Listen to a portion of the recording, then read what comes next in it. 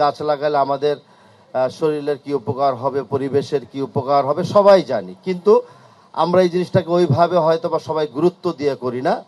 বক্তব্য দেই, পরবর্তীতে হয়তো বা সেটাকে বাস্তবায়নের ক্ষেত্রে আমরা কিছুটা আস্তে আস্তে পথ চলার মতো যাই।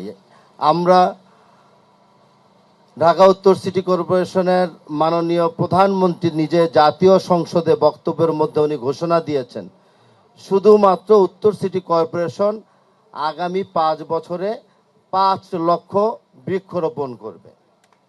উনি আমাদেরকে জানতে চেয়েছেন যে তোমাদের এই সবুজায়ন সম্পর্কে তোমাদের আগামী দিনের পরিকল্পনা কি। সেই পরিকল্পনাটুকু আমরা মাননীয় প্রধানমন্ত্রীকে আমরা অবগত করেছি। অবগত করার পরে উনি নিজেই জাতীয় সংসদে দাঁড়িয়ে সেই ঘোষণা দিয়েছেন। সেই কারণে আমরা ইতিমধ্যেই প্রায় 55,000 গাছ আমরা রোপণ করেছি। এর বাইরেও আমাদের বিভিন্ন রাস্তার যে মেন সড়কগুলো আছে সেই সড়কের মিডিয়ানে আমরা অলরেডি কাজ শুরু করেছি। তা আমি আজকে যারা এই সুন্দর চমৎকার সময় উপযোগী এই আয়োজন করেছেন তাদেরকে ধন্যবাদের পাশাপাশি আমি আহ্বান জানাবো, আমাদের এই মেন রাস্তাগুলো অনেকগুলো আছে, আপনারা নিজেরাও অবগত আছেন, সেই জায়গায় যদি আপনারা একটু সবুজায়ন কিংবা বিউটিফিকেশনের কাজটা করেন আমরা আপনাদের পাশে সহযোগিতা করব। আমি চাই সেটা একটু দ্রুত গতিতে হোক। আমরা মেন রাস্তার যে মিডিয়ানগুলো আছে, যেমন মহাখালী আছে, ফার্মগেট আছে, আমাদের এই যে 12 নম্বর থেকে একদম বিজয় সরণি, যেই জায়গাগুলো আছে একটু যদি দ্রুত করেন তাহলে মনে হয় শহরের সৌন্দর্যটা একটু তাড়াতাড়ি করে আমরা জনগণের মাঝে উপহার দিতে পারবো। সেটার মূল মালিকানা তো আপনারা আমাদের ডেভেলপমেন্ট পার্টনার সিটি কর্পোরেশনের সাথে একসাথে একযোগে কাজ করবেন, এবং এর বাইরেও যদি কেউ আমাদের সাথে কাজ করার কোনো আগ্রহ প্রকাশ করেন নগর উন্নয়নের ক্ষেত্রে আমরা অবশ্যই তাদেরকেও সহযোগিতা করব। আমি একটা জিনিস আকিজ গ্রুপকে এবং কেলমনকে আমি ধন্যবাদ দিতে চাই যে তারা এই যে গাছ লাগাবে, এই গাছের লাগানোর পরে যে পরিচর্যা করা হবে, আমাদের ছাত্র বন্ধুদেরকে দিয়ে 500 শিক্ষা প্রতিষ্ঠান এবং 1500 জন ছাত্র বন্ধুরা এই পরিচর্যা কাজে নিজেকে নিয়োজিত রাখবে এবং পরবর্তীতে তাদেরকে বৃত্তি দেওয়া হবে।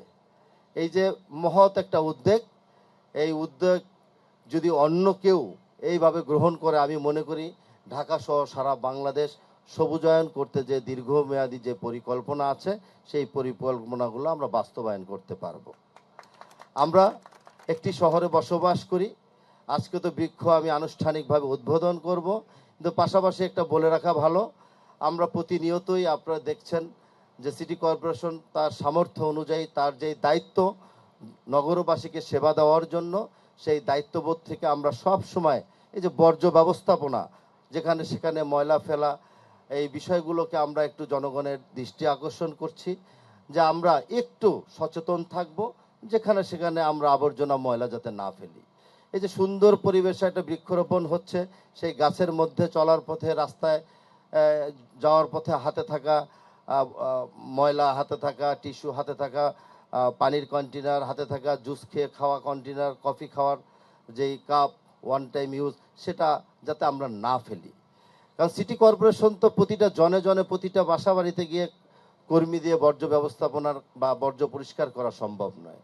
আমাদের নির্দিষ্ট জায়গা, সেখানে আপনারা বর্জ্য ময়লা ফেলবেন, আমরা সেই জায়গা থেকে প্রতিদিন আমরা আমাদের যে রুটিন কাজগুলো আছে সেই কাজগুলো আমরা করব।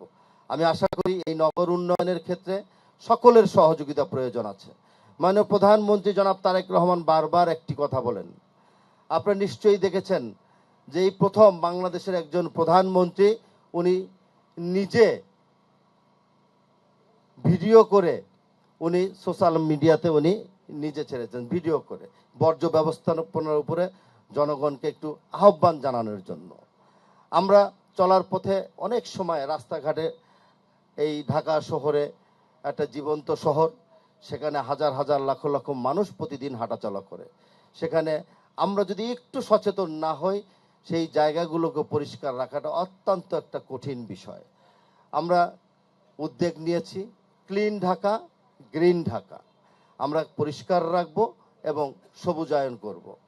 আজকে সর্বোপরি যারা কেলমন এবং আকিস গ্রুপ এবং যারা এই আয়োজনের সাথে জড়িত, যারা একটা মহৎ চমৎকার আয়োজন, এই আয়োজনকে আমি আরেকবার ধন্যবাদ জানাই।